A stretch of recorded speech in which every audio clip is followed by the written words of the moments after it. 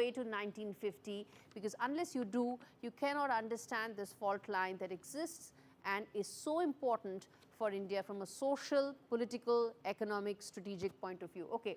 Now, I am taking a case of two, they were provinces earlier and countries earlier, which is Sikkim and Nepal. Now, as far as Nepal is concerned, India signed and inked a treaty of peace and friendship way back in 1950. This was under Pandit Nehru, and this was a time when the Ranas were there, and the king had been deposed, and he was in fact living in exile in India at that time. This is the time 1950 when that deal was signed.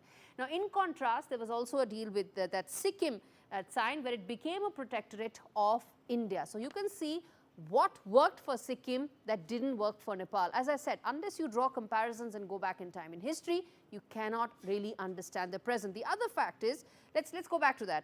In Sikkim in 1975 is when the referendum was signed, came into play, and that is when the monarchy was abolished and Sikkim became a part of India. That's the one. Let's take that Sikkim part of it to understand how it unfolded.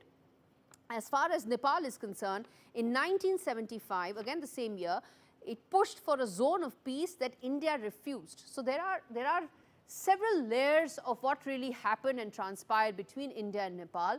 So, there was a time, as I said, when the treaty was signed in 1950 between Pandit Nehru and Ranas, when the king was in exile. Now, when the king came back to power, there's historical literature that supports this claim that the king offered to unite and be a part of India as one of the provinces, like Sikkim.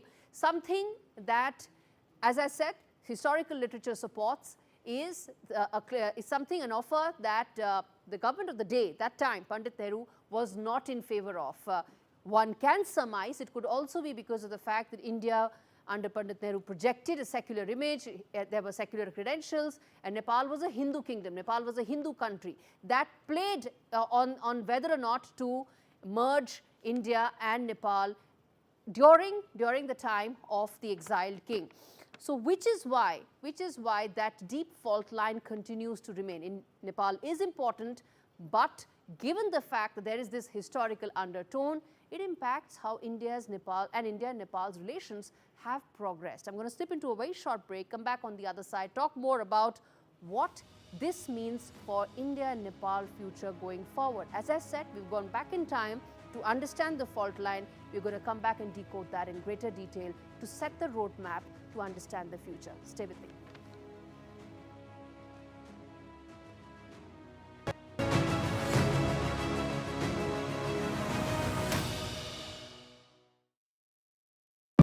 Sun's out, fun's out. At Tesco Mobile, our deals will help you get the most out of summer. Get a SIM with 100 gigs of data for just £16 a month with club card prices. And what's more, we'll help you save on your summer activities by collecting £20 worth of club card points too. How you choose to spend them is up to you. It pays to be connected. Search Tesco Mobile. Every little helps. No child should suffer the torture of trachoma, but so many are in pain right now. Nananga's lashes have turned inwards. They rip and tear away at his eyes. Pamelo's sight could be gone forever. He's just 3 years old. Kofanga screams for his mother. His eyes are so infected that he can't even see her. For so many children in the world's poorest countries, trachoma is torture. It's a painful infection often spread by flies, and it's destroying children's eyesight. But it could be stopped if you help today. By calling 0800 021 3925 and giving £2 a month to Sightsavers, you can help make sure children get the treatment they desperately need. You'll help us bring them the medicines and the care that can treat infections. And that means you'll be helping to save children from the torture of trachoma and a life of blindness. Please help us reach them. Call 0800 021 3925, text C7 to 82727, or go online and give just £2 a month now. Because we need you to help save the sight of children like Nananga. We need you to help save them from the torture of trachoma. With Post Office Over 50s life cover, enjoy peace of mind knowing your family will receive a guaranteed payout when you're gone. UK resident 50 to 80, you're guaranteed acceptance. No health checks and from just £1.15 a week. Plus free 24/7 GP access with the health and wellbeing benefit. Purchase and receive a £125 gift card for amazon.co.uk, Tesco or M&S. Call Post Office on 0800 171 2211. Whatever you need to ask about cancer, Macmillan's free support line is just a call away. Hello, Macmillan. Whether it's money, am I going to lose my job? getting on with life, Can I still go abroad? Get insurance? or just need someone to listen, How do I tell them? our specialist advisors are here to help as often as you need them. Whatever you need to ask, cancer, money, life, call us now on 0808 134 1000.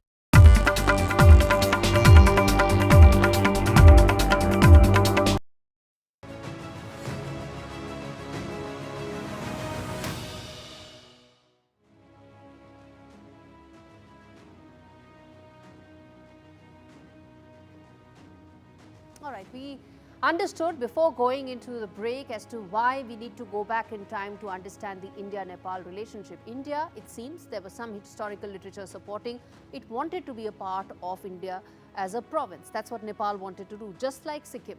But due to several factors, historical as they may be, it didn't work out.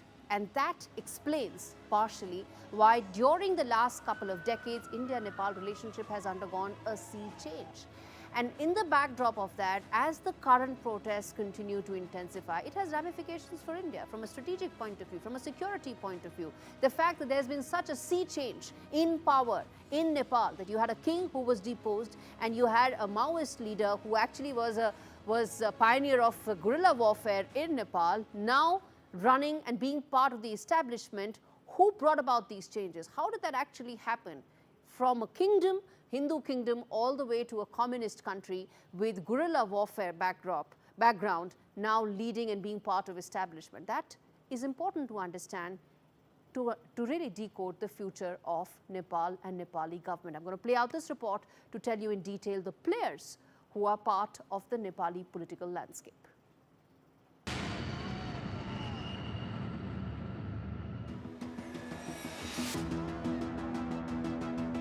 Nepal's pro-monarchy movement is gaining traction, triggering a growing tug-of-war between powerful voices trying to define Nepal's identity. At the heart of the pro-monarchy movement is King Gyanendra Shah, Nepal's last monarch who ruled during the country's final years as a Hindu kingdom. Taking the throne in 2001 after the tragic massacre of his elder brother and family, King Gyanendra shifted Nepal away from the constitutional monarchy established by his brother King Birendra and seized absolute power, citing a national crisis and Maoist insurgency.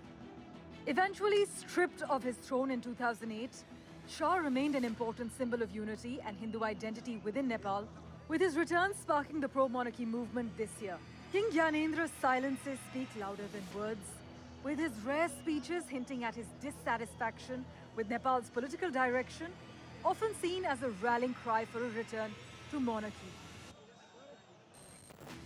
Then comes the Rashtriya Prajatantra Party, the only mainstream political party in the country, openly demanding the restoration of the monarchy and Nepal's Hindu state status.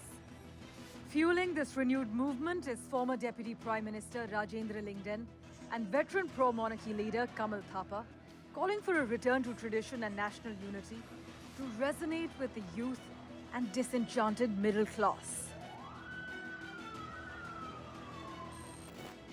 Finally, one of the most prominent yet controversial faces opposing the pro-monarchy movement is former Nepal Prime Minister Pushpa Kamal Dahal, or Prachanda, once a rebel leader of Nepal's bloody Maoist insurgency who brought down the monarchy. Prachanda became a key figure in Nepal's transition to a republic in 2008. From the jungle to the government, Prachanda's journey to power was a violent one, costing 17,000 lives. Despite the growing monarchist movement, Prachanda remains defiant, determined not to let the crown return. In this battle for identity, who will rise to the top remains to be seen. NDTV Bureau Report. All right, let's get in Manjeev Puri. He's a former ambassador of India to Nepal to really decode some of what is happening right now. Ambassador Puri, this is a show where we try and decode fault lines within any country, region, particular issue. And one of the biggest fault lines that runs through Nepal is its jostle for identity. The pro-monarchy, pro-Hindu kingdom a sentiment that is clashing with the present sentiment or also the other sentiment about the communist government-centric view. How do you see this battle for Nepal's identity playing out going forward in terms of the pro-monarchy and the pro-government protesters clashing? Gaurie, thank you very much for having me on your program, and thank you for focusing on Nepal, which in my view is one of the most important countries in terms of India and our relations in the world. Now, please don't mind my saying so, but the graphics that you showed earlier, their conclusions are a little different. Nepal was never a state of India. The British had separate treaties with Nepal. I said the same, that Nepal was never a state of India. Gaurie, please listen to me a little bit. Because the kind of comparisons that you drew with Sikkim are totally untenable. Sikkim was a protectorate of British India. Right. Nepal was not. Do you know the British embassy in Nepal reported to London, not to New Delhi. The Nepalese never did it. So I think we should be very clear on this. And all this business of they wanted to say, there are just some kind of vague reports, because India is the country that brought democracy to Nepal, that always stood for the Nepalese people and Nepal wanting democracy. Even this business in 2006, bringing about a kind of patch-up, a political dialogue resulting in a political comprehensive peace agreement in Nepal. India had the most important hand, which is recognized even by Nepalis. India is a country of influence in Nepal. That's what I want to tell you. And the reason for that is because we stand with the people of Nepal. Now, these monarchy protests. Let me say something to you. All the pro-monarchy people, in 2008, it was abolished. The entire parliament, every party voted for it to be abolished. Their pro-monarchy parties have barely managed to get 1 or 2 seats in a 275 house. These protests are there. They happened on 28th of May this time. Again, they've petered out. They've been having a fight with each other. This is the nature of it. Now, why do some people hanker for monarchy? Nepal is a young nation. They don't even know what was going on during the monarchy. They are disenchanted, as your earlier interlocutor here said. They're disenchanted. They are frustrated. Right. They find that politics is not delivering what they thought it would. Switzerland of South Asia, it is not. And so, therefore, they don't know what to do it. And some people say, here is the king. This was good old times. Those kind of words. Absolutely. No, the reality is, Nepal needs good governance. Absolutely. It needs better governance. It needs governance which responds to the democratic aspirations and economic aspirations. And the young people's aspirations. Correct. Absolutely. And I'll say something else to you, Gaurie. It needs mentioning and noting in India. Nepal is perhaps a more globalized country than we are.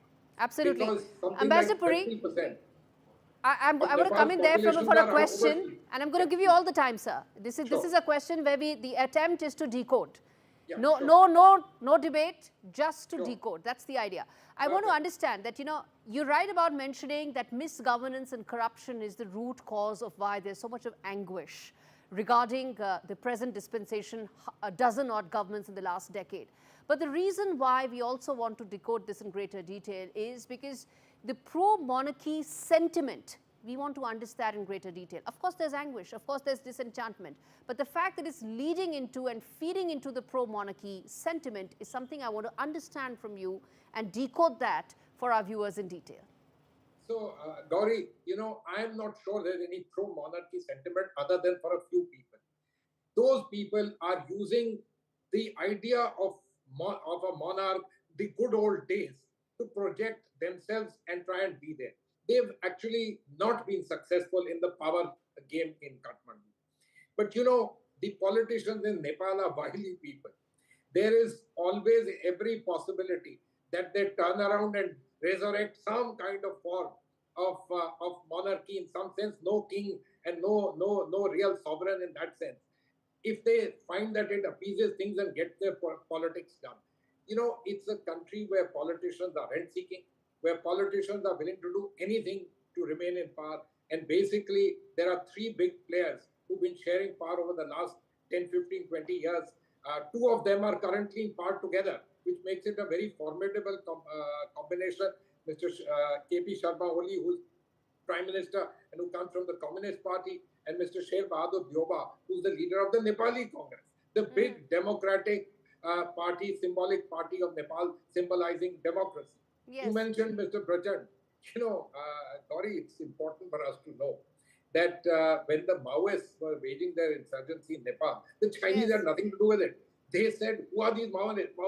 We have nothing to do with it. Absolutely. And in fact, their inspirations all came from India. And that's why we had the ability to be able to tell everyone, look, come together. You are a good country. You are an important country for us. Get your act together. Democracy is what we do. Democracy is the best for you. And we have had a sterling role in guiding Nepal. This is a trying time because globalization, its benefits are not absolutely, sir. Wanted. Absolutely, sir. We decoded this in detail. You can't fault me for not giving you enough time. It's a complex issue, and I'm going to keep coming back because it impacts us on so many levels. Ambassador Puri, thank you so much for speaking to me. And on that note, completely timed out as we tried to decode yet another fault line. We're going to come back next week with another episode of Fault Lines to decode beyond the headlines, beyond the divide, because there are issues that need greater clarity and more in-depth focus. Thank you so much for watching this episode.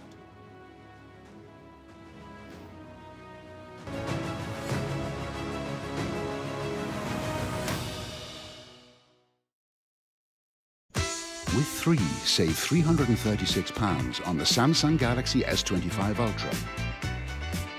And claim a Galaxy Tab A9 Plus worth £259 when you buy it today. Search 3 or head in-store today. Life needs a big network. Looks like the spray tan guy will just come straight to your house. But how's it going with the chairman? Good shot, Sir Rupert.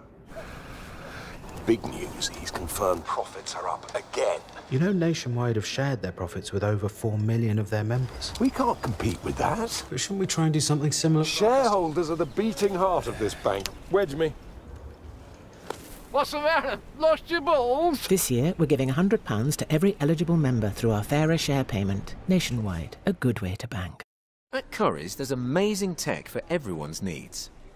In store, Bridget, who is deaf, is being recommended a laptop. And this Surface Copilot Plus PC live captions calls. Perfect for work. Bridget lets out a sigh of relief so powerful, the colleague's hair billows. Air fryers topple.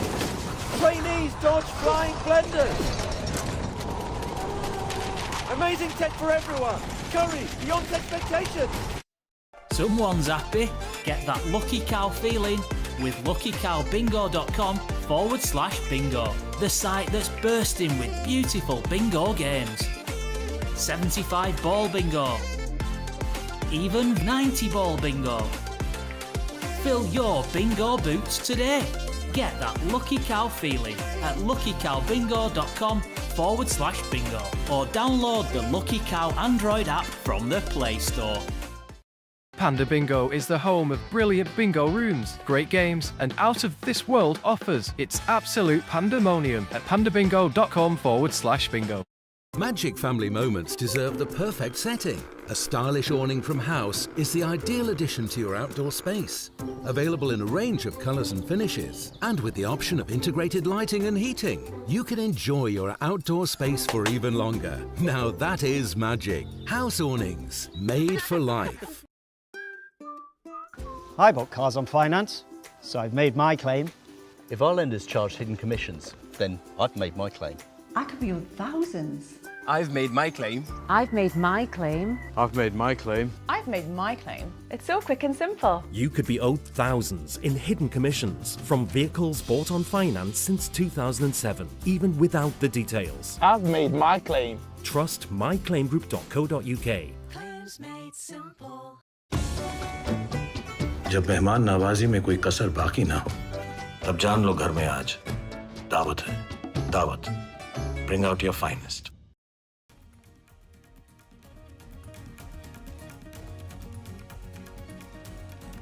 The probe heat continues to be on RCB now. The RCB is under a lens over the social posts on the parade. The RCB announced a victory parade on the social media.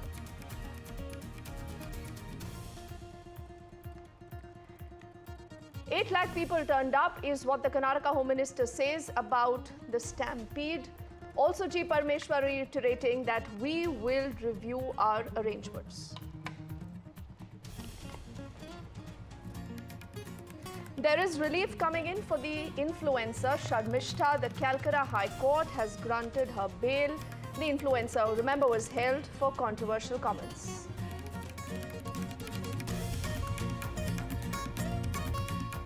The Rafale maker is tying up with Tata, and its parts now will be made in India. The Ayodhya's second sacred consecration has taken place. Pran Pratishtha of the Ram Darbar, the spiritual milestone for the temple town.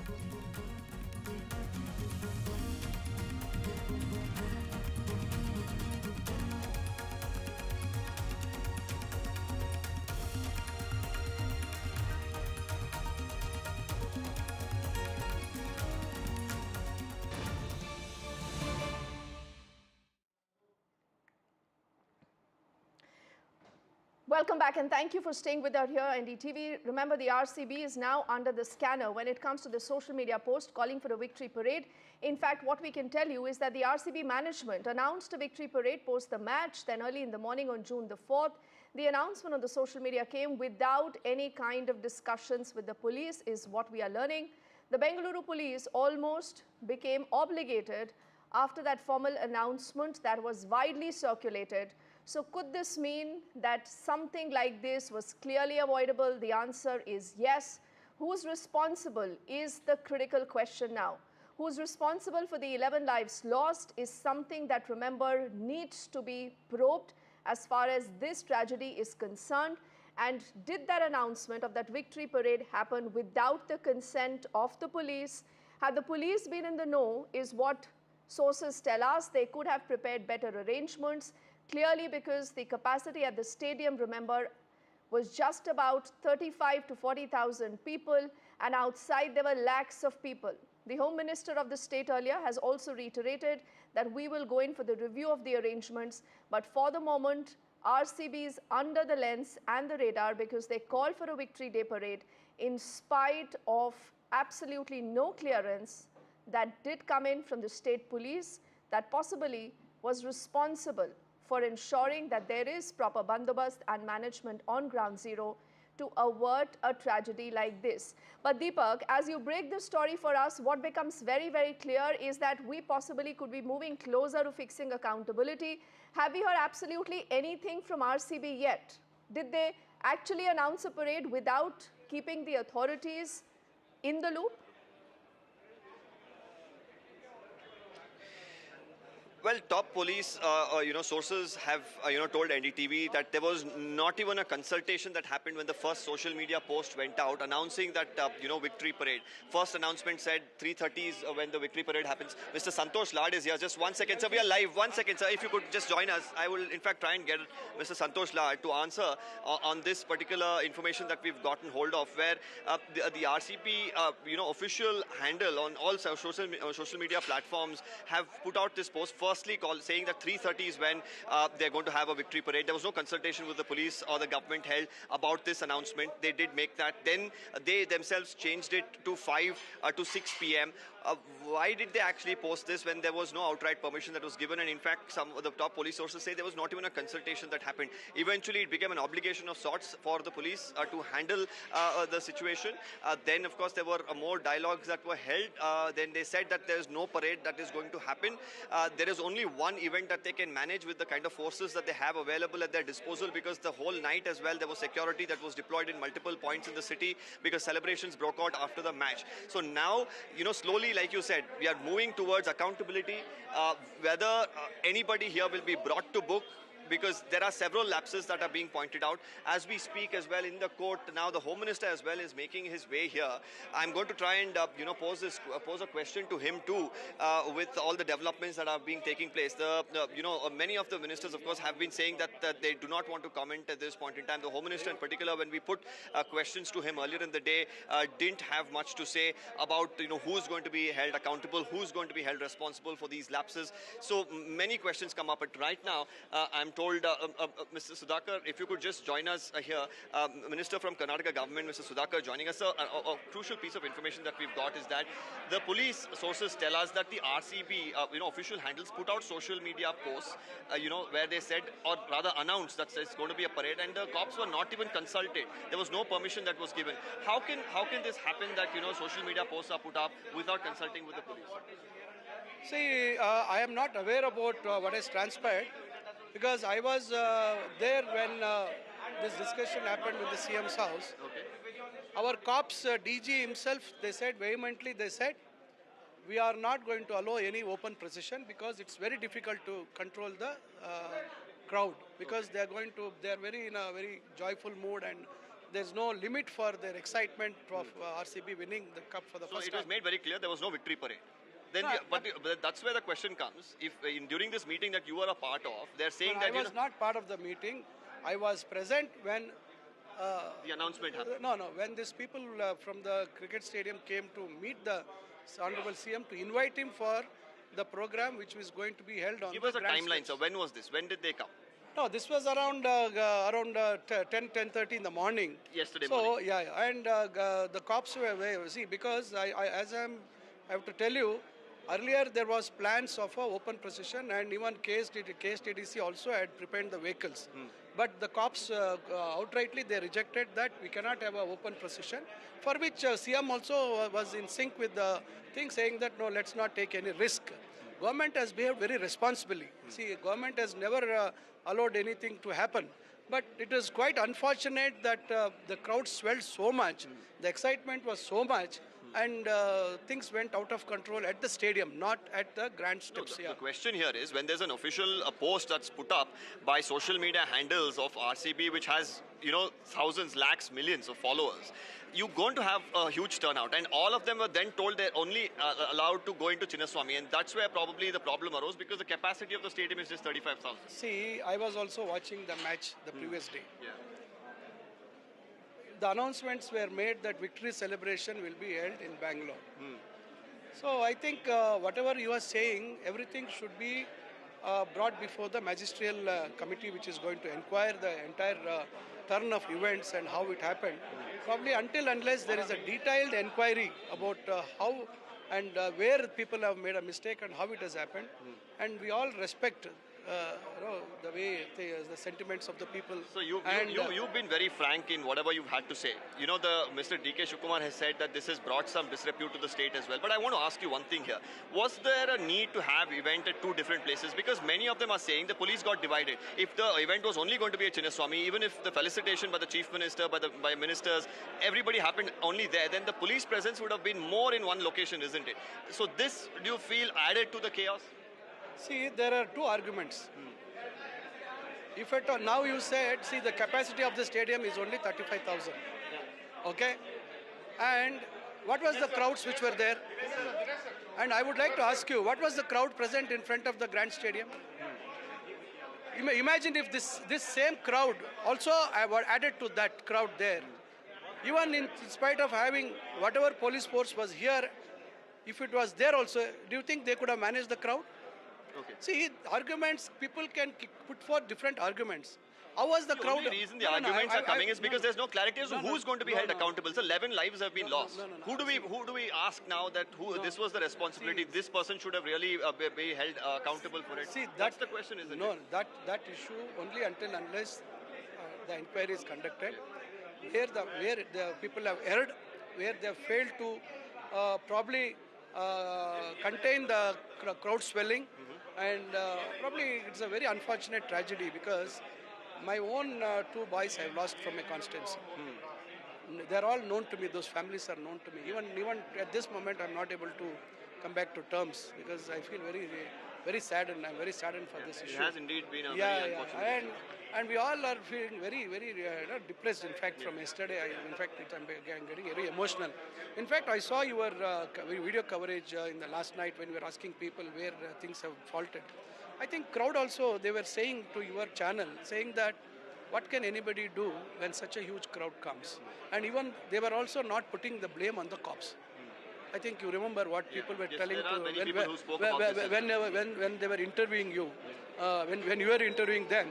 So I think very unfortunate. I think the less we speak about trying to find faults and other things. More than finding faults, I believe that somebody should be held accountable. Somebody should own up responsibility for this because 11 lives that have been lost. It should not be without anybody being held responsible. That is why our Chief Minister has firmly said he has constituted a magisterial inquiry. So and whatever justice will be done through that. 100% whoever is will be pointed out. Fingers will be pointed out. Whoever it is, the government is going to take serious action. Thank you so much for speaking to NDTV. Well, that was Minister Sudhakar, of course, giving us a detailed lowdown as to what he thinks happened. One important aspect, takeaway from what he said in connection to what we just broke for our viewers, that the RCB management could come under the scanner, is that he says around 10:30 when the meeting of the KSE officials happened. KSE, of course, has taken what the RCB wanted and gone to the Chief Minister. That even at that point in time, they said no parade. So why were these social media posts put up? That's a very big question that will be asked during the magisterial inquiry, answering to do by the management as well. And finally, after the magisterial inquiry, according to the minister, we will get an answer as to who is going to be held responsible and accountability should be taken by. Okay, Deepak, it's an interesting conversation that you've just had with the Karnataka minister who's quoting the NDTV coverage, but only partly. He's speaking about the fact that people did realize that there was so much of crowd and absolutely everything else. You can't put the onus just on the state and the cops. But let's also get details of what's happened as far as the case in the court is concerned. The Karnataka government in the High Court has said that all arrangements were made. They said we did make police arrangement. About 1,380 cops were deployed. This is the data that they have presented before the court that is hearing the matter.